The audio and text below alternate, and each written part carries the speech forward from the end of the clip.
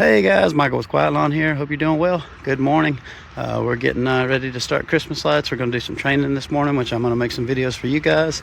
We're out here getting the truck finalized, getting the ladders put up. This is our Christmas light truck. Basically the only thing we use it for now. So we're out here getting all the ladders up on the rack, getting all the tools ready, and then we're about to go in the classroom here and do some training. Okay guys, so we're about to start the classroom training part of how I train my guys, and it's pretty simple, and I'll just explain how we do it. You know, I'm sure there's plenty of other people out there that maybe have a better way, but this is just how I do it, and how I train the guys on the basics of Christmas lights. So things you'll need for this part of the training is you'll need their little cutters. This is what we use. This is your main tool. The tool that you use 95% of the time. You hardly need to use anything else. But these cutters, I'll try to leave a link in the description, but these are like $10 on Amazon for like a 4 or 5 pack, so they're very cheap. So that's the only real tool you'll need. Other thing is you'll need a piece of zip line. This is what you make your extension cords for with your Christmas lights. You'll need a small piece of socket wire. This is 15-inch spacing. C9 is the size of the lights. 15 inch. The sockets are spaced 15 inches apart. I just cut off a little 3-socket section.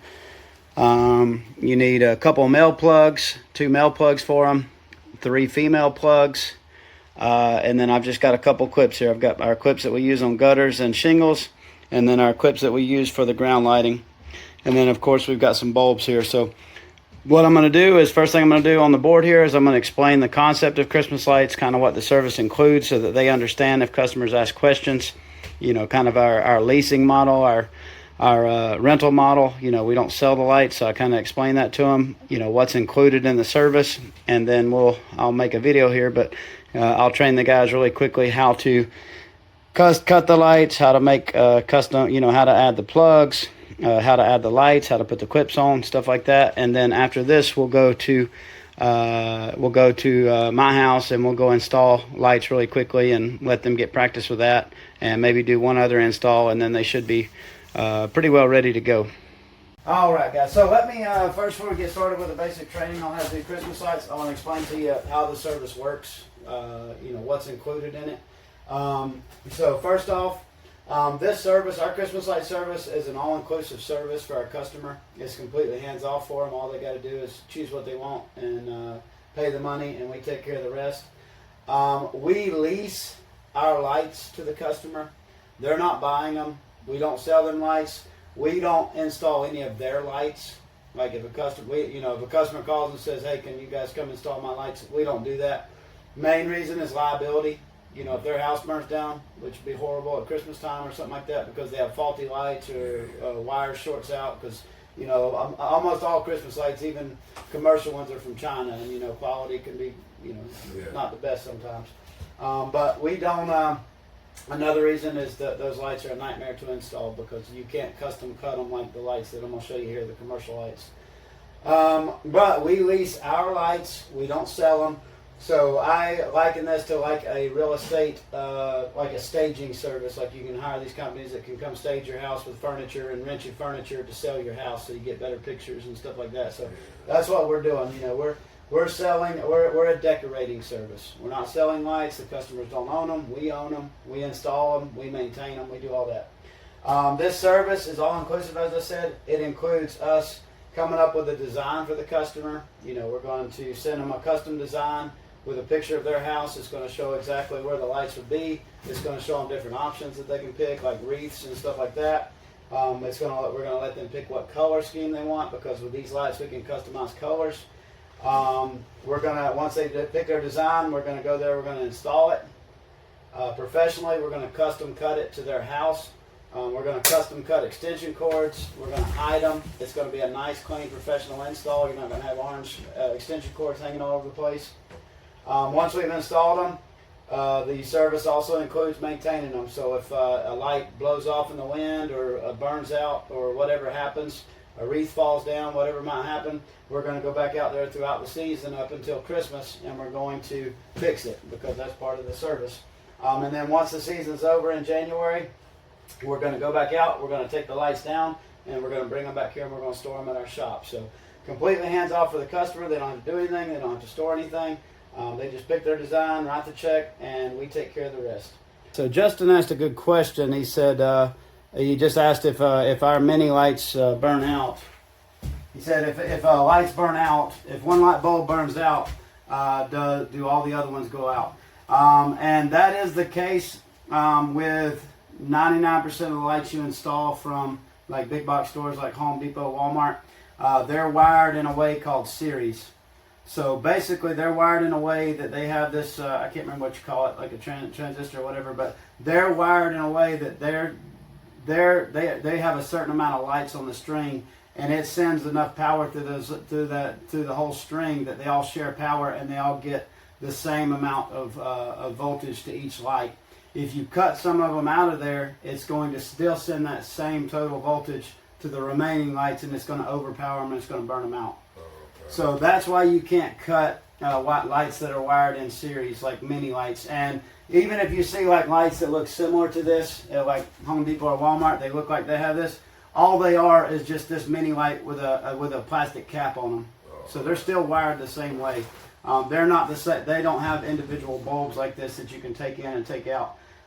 So you know, even if they look like this, if you cut them, you know, you're going to destroy the strand of lights. So the downside to lights that are wired in series, like that you get from all the box stores, is that you can't customize them to the house. So if the roof is 83 feet long and I get to the end and I've got a 100-foot string of lights, I've got to figure out what to do with that other 17 feet of lights. So I've got to either hide them in the gutter, I've got to hide them somewhere. They just doesn't look clean, right? With the lights that we have, which I'll show you, I can cut a piece that's 83 feet long, and it's going to be exactly fit to that roof. So the difference is this: these are wired in series. All your lights you're going to get in big box stores, like I said, all they are is just these with a different plastic cap on them. They're exactly the same as these mini lights. The difference is when you get to like your old school big C9, this kind of light is, these are wired in parallel. Each one of these lights is its own individual circuit. It has its own power. They don't share power. So I can cut a string literally with one bulb and it's going to work fine. Okay. And if one bulb burns out, it's not going to affect any of the other ones. All right. So that's the good thing about this is we can customize everything. Any other questions before we move on to that? But yeah, that's the biggest difference, Justin. That's the biggest difference in why our lights are going to look a lot better. Also, the lights are much higher quality. They're going to be much brighter. Okay. You'll notice a big difference over the look of lights you can get at big box stores and stuff like that. All right, guys. So now we're going to start the classroom training part of Christmas lights. I'm going to show you guys the basics, the basic tool that you're going to use 95% of the time.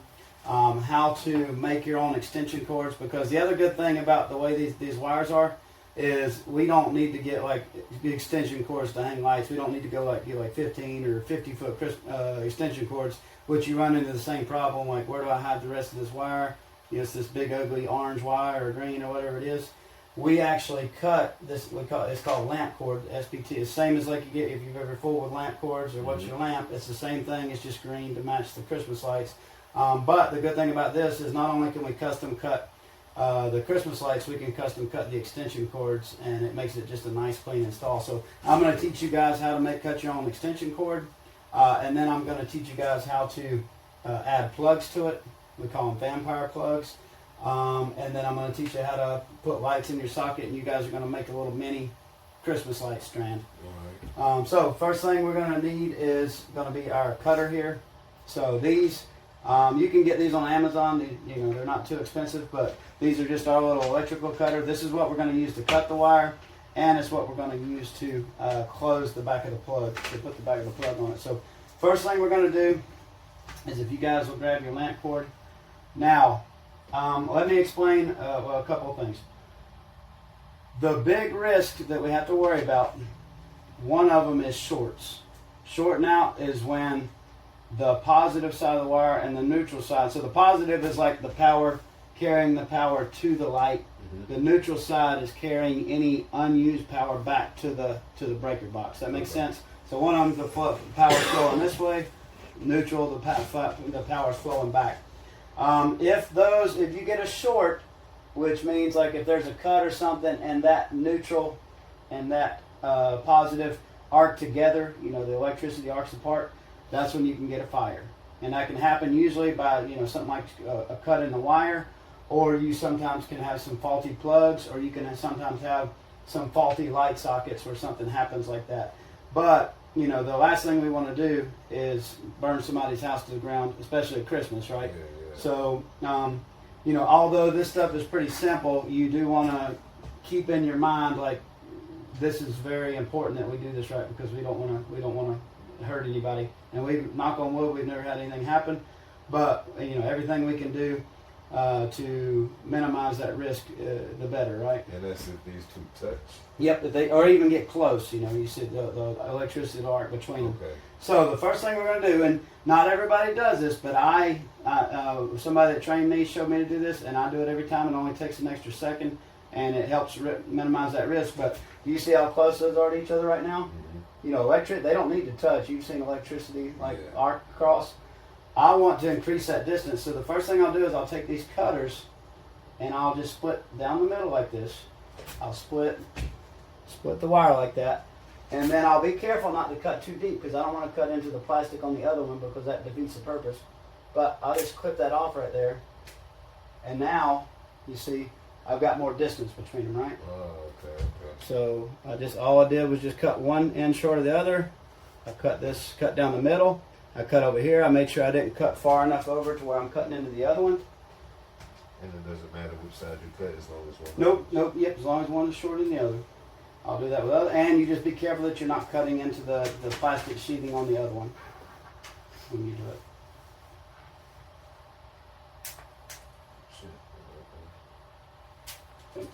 And and that's good. Yep, and I'll get about that much distance between them. That's fine. Okay. Yep, and exactly. You just make sure you didn't cut too far to where you cut into that, because then it still would defeat the purpose if you cut into that. Okay. But that's perfect. And now that just gives me a little bit more peace of mind that those aren't going to arc together like that. So yeah, do both sides like that. And by the time you get used to that, you'll be doing. It'll take you like 1 second. You just clip it off real quick. But I do that on all wire. Every wire you cut one a little bit shorter than the other one. It's just extra insurance, so we don't kill somebody.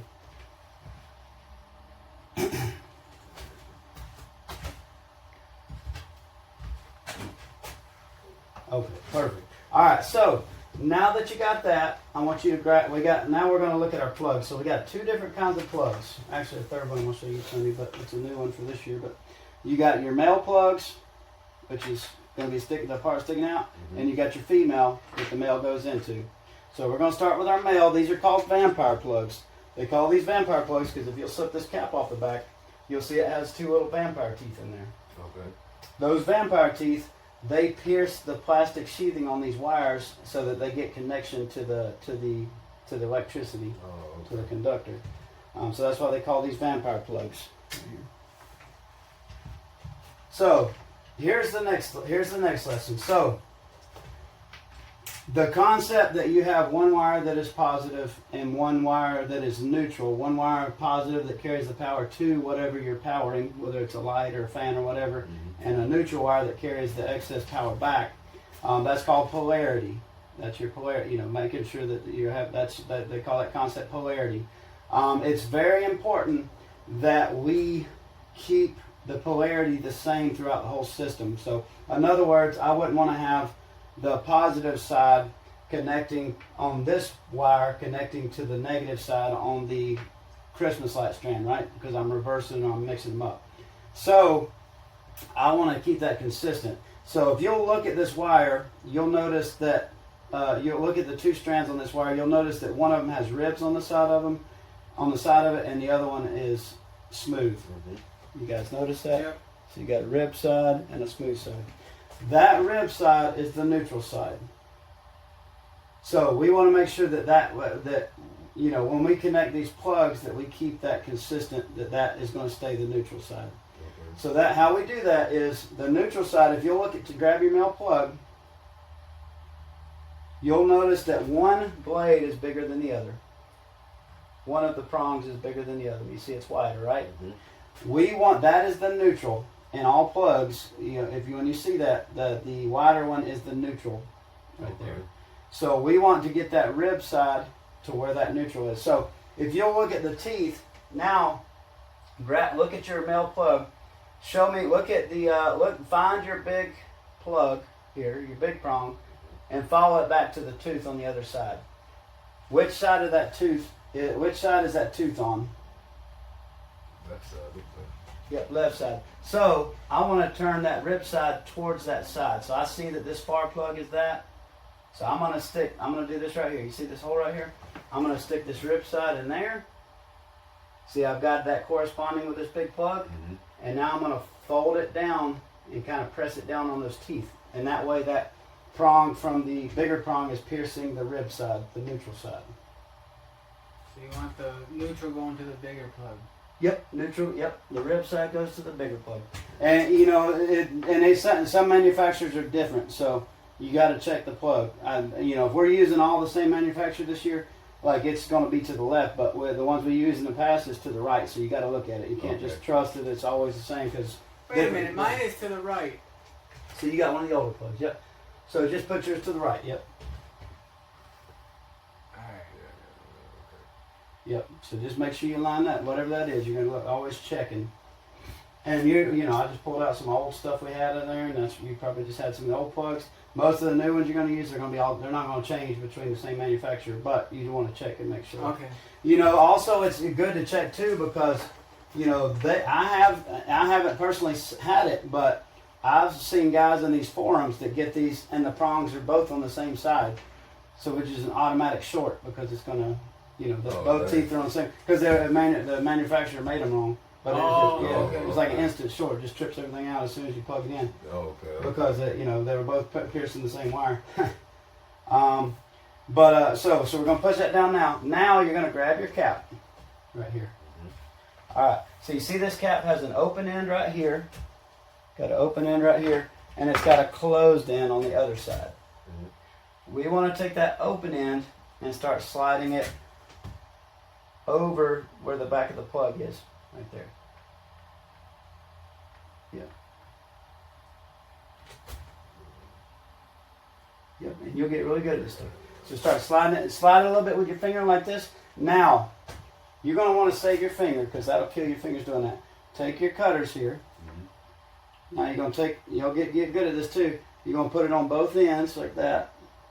And you're just going to use that to squeeze the cap on, get the cap on. And you just want it to where it goes flush right there. And you'll get really good with this after a couple weeks, but it'll take a little bit of practice. Yep. And when you prep your plugs, Tony, if you did, I think we had to, I don't remember who did it, but they closed all the caps and it just makes it hard to get them off. When these come in the bags, they come with the caps separate from that. Mm-hmm. Just slide them on there like that. Because if you put them all the way on there, you guys are going to. Oh yeah, that wasn't me who did it. Oh yeah, I think I remember. But yeah, making our cord, we added the female plug to the other side, and now the guys are adding the plugs to the C9 socket wire, which is what we're going to screw the lights into. So you guys have made an extension cord. Let's just say it's custom cut, goes right to the roof line where the lights start. And then we're on our roof, we're making our light strand for our lights. So what we're going to do now is we're going to put bulbs in them and test them. When we get to the job site, I'm going to show you guys how we make a test bulb. But before we start that, I'm going to explain what this is. So this is called C9 socket wire. C9 is the light size. These are C9 bulbs. So if you hear us say C9, this is what we're talking about. Just a standard large Christmas light size. Same exact cord as the lamp cord, it just has sockets on it. So what we're going to do now is we're going to go ahead and put some bulbs in here. Now, before we do that, let's just say we're putting this on the roof. We need some way to attach these to the roofs because we can't just put lights in here and then just go throw it on the roof. It's not going to stay there, right? We need some kind of clip, we call them clip, to be able to attach it to the roof. The most common clip you're going to use is going to be this all-in-one clip right here, what we call it. These are commercial grade. You can't get these in stores either. These are commercial grade all-in-one clips. And we use these to attach to shingles. We'll slide them up under the shingles with a bulb like that. Or we'll stick them down in the front of the gutter and the bulb will stick out like that. So we pretty much use these except for rare situations, like this is what we use 99% of the time on residential roofs. There's some situations like when we get to the restaurants or something where they have areas where you can't do that, and we have to use magnetic clips or like ones that have like two-sided tape on them. But in general, this is what you use the most. So to attach these, the first thing you want to do is stick your bulb through the hole like this, and you want the bulb sticking through to where this little short side is on the same side as the bulb. So not like this. It doesn't go like this. It goes like this. Okay. So you're going to grab one of your all-in-one clips. Another good way too is, see how it's kind of lit? That lip fits over this. If it's like this, it's wrong. Yep, that's true. Yep, good point, Tony. Yep, that fits like that. And now here's the important thing. Grab whichever bulb color you want to grab. Doesn't matter. The important thing is these sockets are just plastic, so they're not very strong. You want to make sure you thread this in straight and not cross thread it. If it feels like it's going in, if it looks like it's going in crooked, or if it's hard to get in there, don't keep trying to force it, because you're going to break that thread, you're going to break that socket, and it's a pain in the butt to replace the socket. And it doesn't always work. It's just going to create a service call for us later. So if you feel like it's going in crooked like that, just back it back out and then just try to straighten it out. Because if it's going in, if it's the right way, it'll go in easily. Okay. And you don't want to over tighten it either. So I want to tighten it. I want to snug it. Yep, I want to snug it down. Not leave it too loose, but I want to snug it. But I don't want to like wrench it down, because it's going to break that socket. Okay. And it's going to be a problem. So now that you did that, now you can go ahead and plug in your extension cord, and let's see if your light works.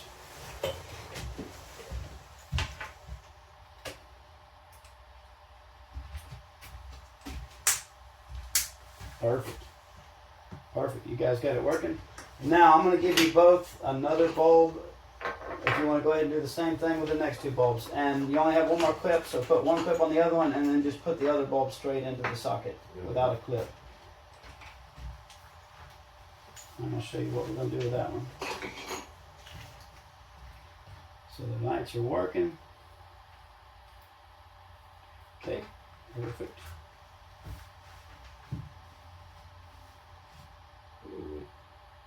So that's the difference. There you go. I see the difference. Cool white, Yep. warm white. Yep. So that's the next thing we're going to go over. So you guys, you just made a custom strand. You see how this is nice, because we can never buy a 3-foot strand of Christmas lights in the store. Like if we had like a little small roof or a little area. But with these commercial lights, we can cut whatever we want. Yeah. So this is cut. You know, this is, makes it nice and clean, nice and custom. So you guys notice that these bulbs look exactly the same when they're turned off, right? They're both clear. They both look like the same light. But when you actually turn them on, they're very different colors. So this is what's called warm white. This is your most popular color. This color right here wasn't possible with old,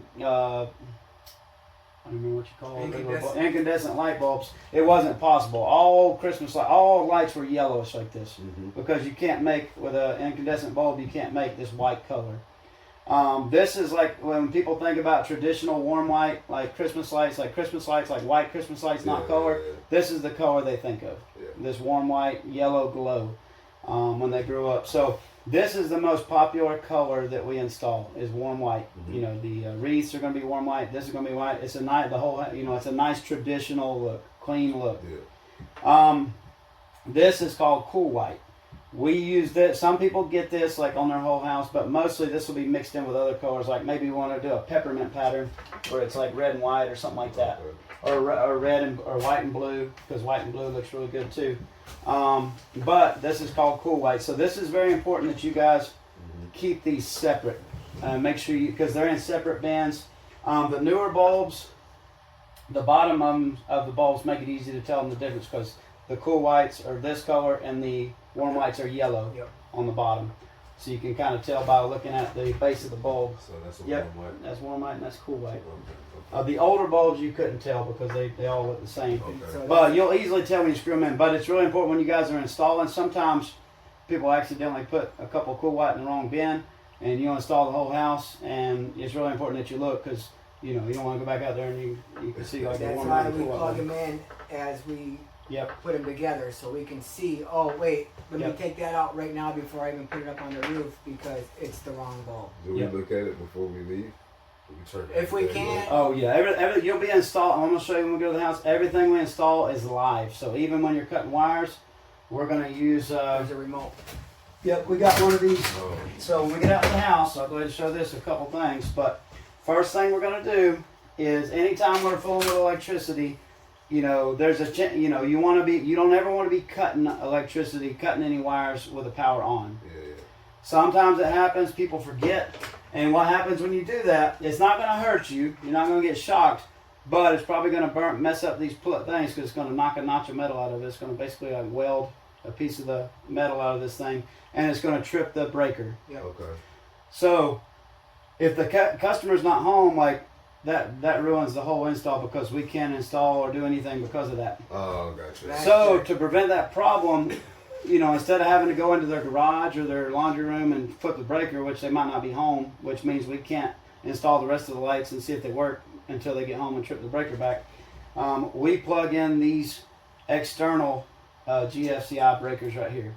So basically, if that happens, we plug this into the outlet, and then we plug our wires and stuff into that. And if we cut something and accidentally do that, it'll trip this breaker, and then we just need to reset this. It's not going to trip the breaker inside the house. Okay. So we can still work, we can still fix it and stuff like that. The only time we don't need to use that is if there's a GFI that you're Yep. plugging in. I still use that too, just in case. Yep. I always use it every time I install. We have these with it. Just always. It's just better safe than sorry. Because also sometimes our GFCIs don't work, or GFCIs when they start getting old, sometimes they trip and it just ruins them. They need to replace it because you know they've just been around. They only have a certain lifespan on them. Did you plug that in yet?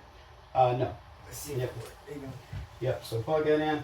That's always the first thing we plug. That every install you do, that's what everything plugs into. We remove that as soon when we get everything done and we get ready to go. We unplug that, take it with us, but we always use that to. See, last year there was no light and it just kept resetting. So. Yep. Just let me know. We can order. I'll order one if that was not working, but we got another one somewhere and I can order another one. But we always want to have those. Yep. And I don't see the light, so that one might not be working. Let me check and see. I'll plug this into it.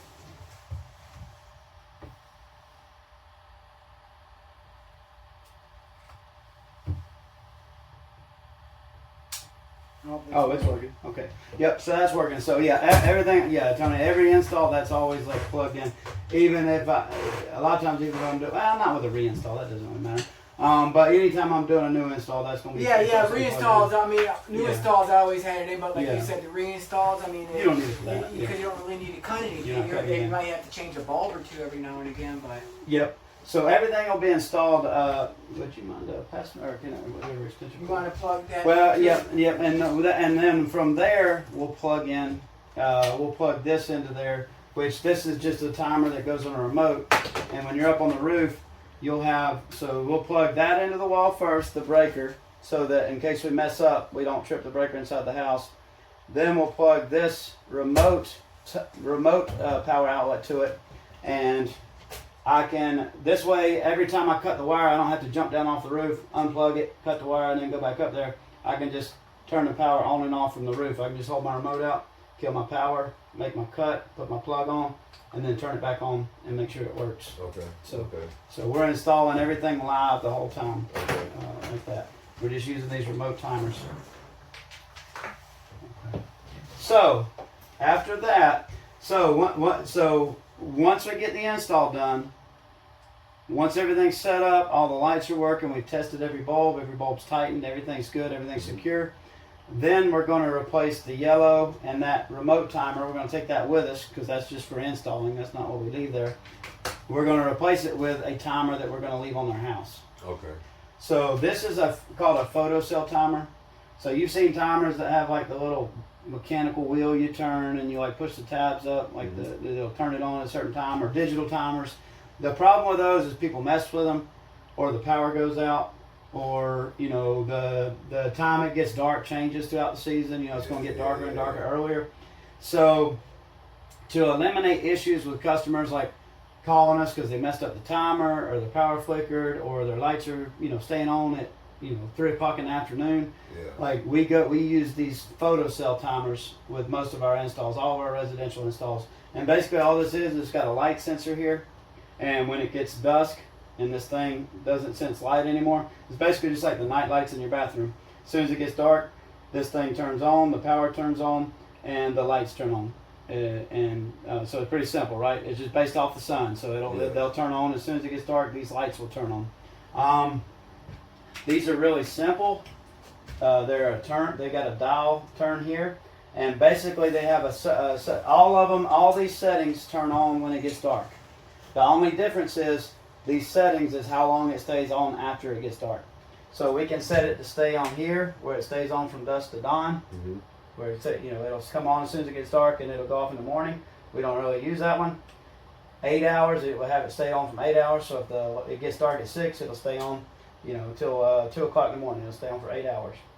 Stay on for 6 hours, and that's the most common one. That's the preset one we set it to. 6 hours. Yep. And if they want to change it, or they're like, hey, it's keeping us awake at night. We see the lights in the bedroom. Yeah. We just say, hey, just step out to the door, and you can just turn it down to 4 hours. It'll only stay on 4 hours. But that's basically what we did. Before we go, we'll test this timer. Tony will show you how to test this timer, because sometimes these photocells stop working. Basically, when you guys are finishing up, you'll just put a piece of tape over this photocell, and in about 5 minutes, it should activate the lights and turn them on if it's working. Okay. And then the photocell's working. But we'll go over all that.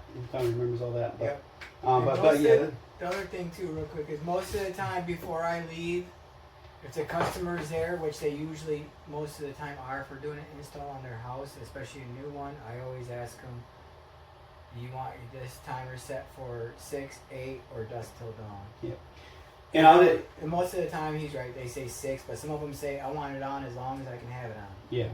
And I'll say the same thing. I'll say, hey, these timers, the lights come on when it gets dark. Do you want it to stay on? How many hours do you want it to stay on? You can have it stay on 6 hours, so it'll go off probably at 11 o'clock or midnight. Mm-hmm. Or do you want it to stay on longer or less time? And they'll just kind of tell you. But I'll just default to 6 if I don't hear from them. Mm-hmm. That's about a good time. But yeah, like Tony said, if they got a preference, that's fine. But yeah, that's pretty much it. Do you have any, before we go out, we'll take all this stuff apart so you can see the process of taking the plugs off, because sometimes you do have to disassemble it and take the bulbs out. But any questions on this before we? Oh no, that was Okay. that was pretty straightforward. So, let me explain the different kinds of lights you're going to use. So, basically the only thing that you're really going to deal with is going to be these C9s, this cord that we can cut. And we're going to use those. Those are going to be used on the roofs, like all the roof lines, Mm-hmm. On the gutters, all that stuff. And, we do lights around landscaping beds. So the last kind of clip I want to show you is for when we put lights on the ground. So, they're mulch beds. We'll outline the mulch beds with these same lights, and we'll custom cut them. So this last clip I want you to see is called a ground stake. So if you'll pick up that clip right there, and you're going to clip that onto the one that doesn't have the roof clip on it. So basically what you do is you see this has a tab right here. Mm-hmm. These have a tab. And you see that this middle prong here has an opening for that. That opening is going to go over that tab like that. Okay. And then it's going to push up and it's going to click in on top of that to hold it on there. So I'll let you do that. Okay. Kind of a pain to get off. These are really simple. These you don't put the clip on before. The other clips you have to put them on when you put the light on. But this one you put on after. You just put all your bulbs in, then you put your clips on. So I'll let you try that.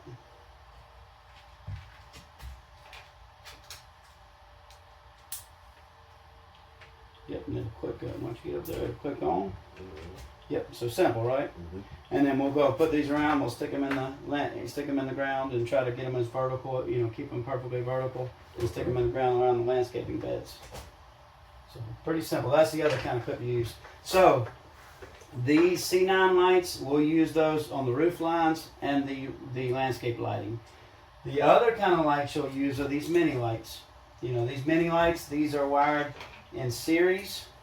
So these are wired together. These cannot be cut. Mm-hmm. We use these to wrap like columns on their front porch. Okay. We'll use these to wrap trees or bushes, which we try to stay away from because it's just It's not worth the money. It's very time consuming, and it's not worth the money. Mm-hmm. So we try to avoid that, but that's where you'll use these to wrap around like columns and stuff like that. And it's a lot more. You'll see it's a lot more of a pain in the butt because you can't cut them. You know, you got to get them Yeah, just yeah. right because you can't have a bunch of excess hanging at the bottom. So it's kind of, you know, I'll show you how to wrap some columns, but they're a little bit more tedious for sure. But these are what's used just on trees, bushes, stuff like that. Also, these are what's in your wreaths. So these are the type of lights that are in your wreaths, but it doesn't matter because you don't have to adjust them anyways. Sometimes we'll have to add these to the wreaths if they want a different color. Sometimes we'll have to like add these into the wreath, but you know, generally you'll just be mostly using these to wrap columns or wrap palm trees, wrap around the trunks of palm trees. But that's it. The other Yes, sir. thing too is like I made this mistake last year. Mike let me know. So important. These stakes also. If you're running these along the ground, you want to take these stakes and put these plugs in them. Yep, that's a very good point. So, yep, and we'll go to, you know, some of this stuff we'll cover on the job site, some of it we'll cover here. But that's another good point. So, what's going to, one, when you do these installs, it's very important to do them right the first time because it's, one, it's going to be a pain in the butt for you later, but you don't want to have to go down to Merle's Inlet to put one bolt back up that you didn't either that wasn't tightened. You know, we had to go down there and drive an hour just to go do that because the bolt wasn't tightened properly when it was installed. Or, you know, you put the clip in there and it wasn't tight and you know it wasn't really secure and you just left it because you figured it'd be fine, and then 5 minutes after you left, the wind blew it out, and then you just got this light hanging off the roof like that. Yeah. And we got to go fix it. So it's very important to just take a little extra time and get these installs done, you know, properly while you're there. Make sure everything's secure. It feels like it's not going to go anywhere. And then you're going to hand tighten all your bulbs, which we'll show you. But the other thing that's going to get you is, you know, water. So, you know, electricity and water don't mix. Yeah. You know, these things are designed, you know, they're designed to be in the rain. So rain's not going to affect these plugs. You don't need to tape them. In fact, you don't want to tape them. You don't, you know, you'll see people sometimes new installers, they'll put electrical tape around, they'll, you know, plug it in and then they'll wrap it in electrical tape. All that does is hold the water in and it's going to cause a short. It's going to cause it to trip the breaker.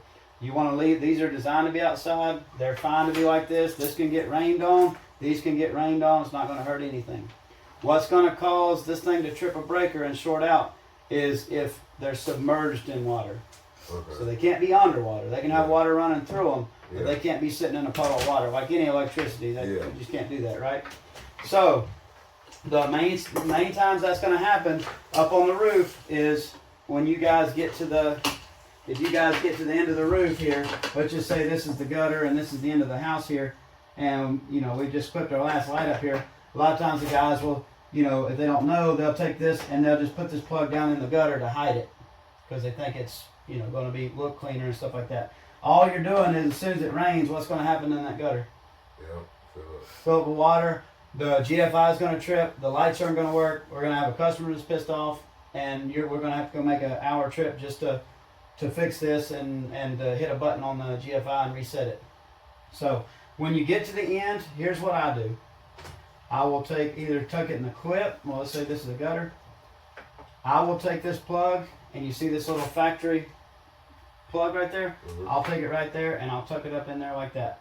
That way this thing's sitting up out, and I'll try to turn it down where water's not going to go down in there. But that way this thing's sitting up, it's not going to get in the water. So you want to make sure you don't have any plugs or connections that are down in the gutter because they're going to short out. So make sure you always clip them up to your lights. You know, you could I'll do this a lot on the front of the gutter. This is a good place for them too. I'll flip it over the gutter and then have this one sitting on the front of the gutter like that. Just however you can clip it up where that plug is not going to be either dangling, where it can get blunt. Because even if you leave it, even if you got to the end of the gutter and you just left it hanging, like a strong wind could go and blow it up into the gutter. That happens all the time. Mm-hmm. So make sure you clip it and secure it where it's not going to be getting down in that gutter. The other place on the ground that you got to worry about is, you know, this thing getting, you know, when it rains, like if it rains a lot of times these mulch beds, they just fill up with water and they're like a puddle. Especially if they're by the downspouts, which is where these things plug in at, which is where we run the wires. You know, when it rains, that might be 6 inches underwater. Yeah. It might only last for an hour and then it drains off, but it's already tripped the breaker and everything. So when we're installing these, same thing. we get to the end, I'm going to do the same thing here. I'm going to take this.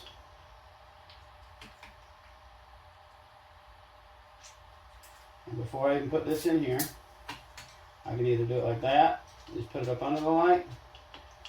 I just want to clip it in up in it like that. Try to turn that plug down like that. That way, when this thing's sticking in the ground, it's still a few inches above the water, right? So it's not just sitting down in the water. I don't want this thing hanging down where it's just hanging and it's just sitting submerged in water. So we, little details like that will save you a lot of headache, a lot of hassle, a lot of having to go back out to houses and customers. And it seems like it always happens on like a Thanksgiving or some holiday when you don't want to have to run out. We don't want to have to run out on Thanksgiving or whatever to The fix other the light. thing you might run into is if you got a splice in the middle of it where you can't hook it. That's when I just take it and I'll just put this whole thing in a stake like this by itself. Yep. Yeah. If you're having to add to it, if you added to something, yep. You want all your anywhere you have connections or your sockets or anything. Those want to stay above water. Those want to be out of water. You don't want them hanging down in the water. Okay. Just a good general rule of thumb. This cord is solid. It's waterproof. It's going to be running through the ground, but when it gets to where you cut it and you hook it to other stuff, or it's open circuits like this, you don't want any of that stuff underwater. Anything else you can think of before we go out to install to them? No, I mean that's pretty much the gist of everything. You won't really know until you start doing it, Yep. So let's go ahead and disassemble everything, put it back in the bucket. So I'll just do the reverse. I'll just back my lights out, put them in there, take my clips off. Now I'll show you how to take the plugs off. Because sometimes you do have to take the plug off or we'll recycle them. Because these plugs are about 75 cents or $1 a piece. They are pricey. Especially if you're using 25 or 30 of them on a house, you can get pretty pricey. One last thing I wanted to show you guys. We don't have an extra strand to do it, but the last thing I want to show you is the cool thing about these lights. Let me just show this real quick. The other cool thing about these lights, guys, is that let's say this is the house and this is the peak of the house right here, and then you got the lights going down both sides of the peak, right? Makes sense? Mm-hmm. So we've got the top peak of our house and then we got the lights running down both sides. Yeah. Let's say they want a wreath right here. They want to put a wreath right here.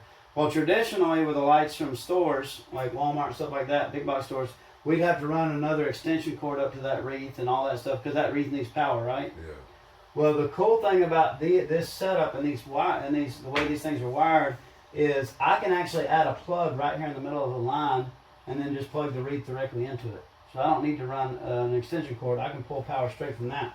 Okay. So all I do to do that is, if you guys will look right here, these female plugs that we have, you notice that the one side we put everything in, that's like that, but you notice this other side has like a little tab here. Mm-hmm. This tab, I can just take these little cutters and I can just snap that off. That's designed to come off. I can just take that off. And now both sides are open.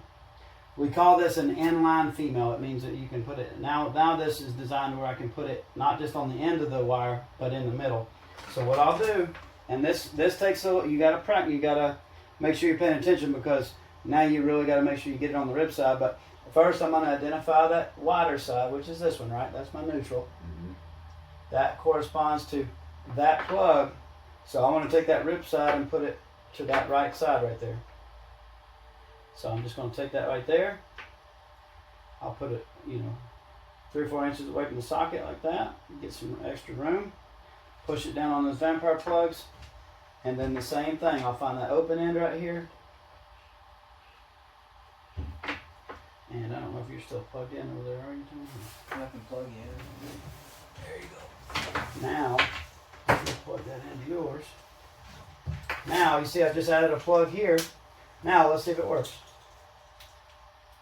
So now I've got an access point right there. Now I can run a nice, clean, quick. You can see how this can be much quicker to install than like lights from stores where I have to go run a new extension cord and then it looks like shit because I got extension cords hanging everywhere. Yeah. Now I can plug that wreath or whatever it is right into that existing line. Now you Yeah, see that's why pretty I cool. was telling you it's important to keep in mind where you're putting the plug in on the wreaths.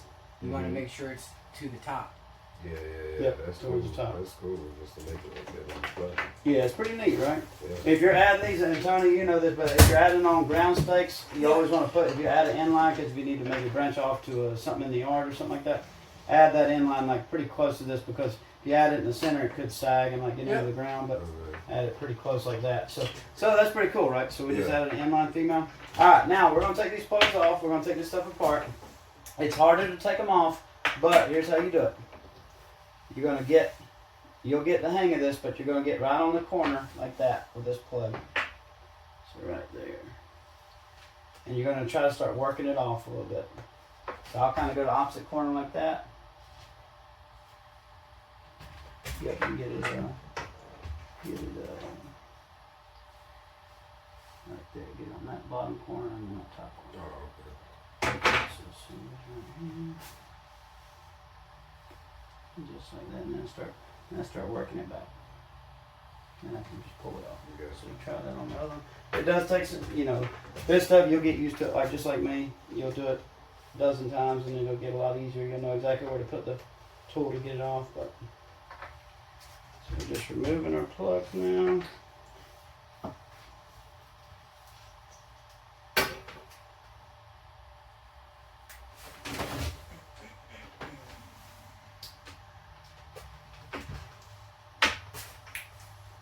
When you remove your plug to prep it to use again, just slide this thing back like this, just a little bit. You don't have to put it on there much. You don't want to slide all the way, because then you got every time you put a plug on something, you're going to end up pain in the butt of taking it apart.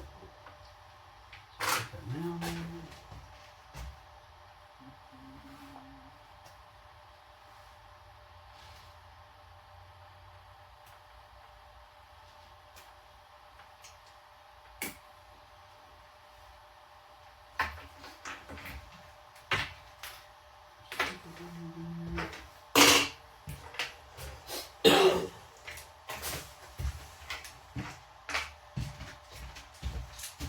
Seems simple enough, Justin? Mm-hmm. You'll get, and obviously you're going to get lots of practice out there. Problem with Christmas lights is you only do it once a year, so you'll get really good at it in about 4 weeks, about the time we're about to stop. Yep. And then like me, come the next year, Yeah. you gotta practice taking these apart again, because You gotta remember how to do it next year. Yeah. the one thing I hate is taking these things apart. Yeah, we don't take apart much, but yeah, you do. It does add up, especially the bottom piece, but they are a pain to take apart. So Tony, we got a new kind of plug this year that you can use that avoids using a male I see and the a hole in female. it. So this is, instead of connecting and making a male and female, I just put one in this side, one in this side. Oh, I see what you're saying. Instead of putting a male to a male, you can just run a continuous line. Yep, You yep, splice it together. yep. Just splice it together. I got you. Yep, exactly. So I can't remember what they call these, but I got a whole box of them. We can use them, but you just gotta make sure you align the proper vampire. So what does one go on the top and one go on the bottom? Yeah, one goes on top, one goes on the bottom. They go out of both ends. So this is a new plug that bypasses having to use a male and a female. Basically, I guess you'd want to correspond. So I guess the rib side is going to go on the same side on both of them. So they're going to correspond because it's the same tooth going from the top to the bottom. Okay. Makes sense? So if the rib's on this side, I'm also going to want a rib on this side. The rib on this side on both sides, and just do that. And this one requires you to split them like we did where you cut them. Yep. But these would be nice because then you don't have that. You just put. Yeah, so you don't have the plug and all that stuff. So the rib will be whatever on the same side as each other. Yeah, that'd be cool. Yeah, That'll that'll save work. a lot of males and females too. Yep, it will. So use those anytime you're connecting from your extension cord to your roof, or I don't know, anywhere anywhere kind of connection like that.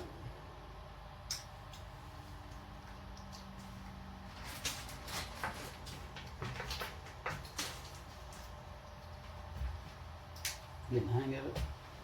Yeah, it this takes was the most difficult thing. And you don't have to do this very often. This rare, you have to take them off. But you might be up on the roof and you put it on the wrong way accidentally, or you or it's not working. Because sometimes, I'll show you when we get to the roof. We always carry a test light with us because every time we make a connection, there's a chance that these things either got bent or maybe they were bent from the factory, or they didn't make a good, they didn't pierce the wire the right way. Okay. So sometimes they don't work, so you always want to test them, and sometimes you have to take them back off and put another one on, or fix it.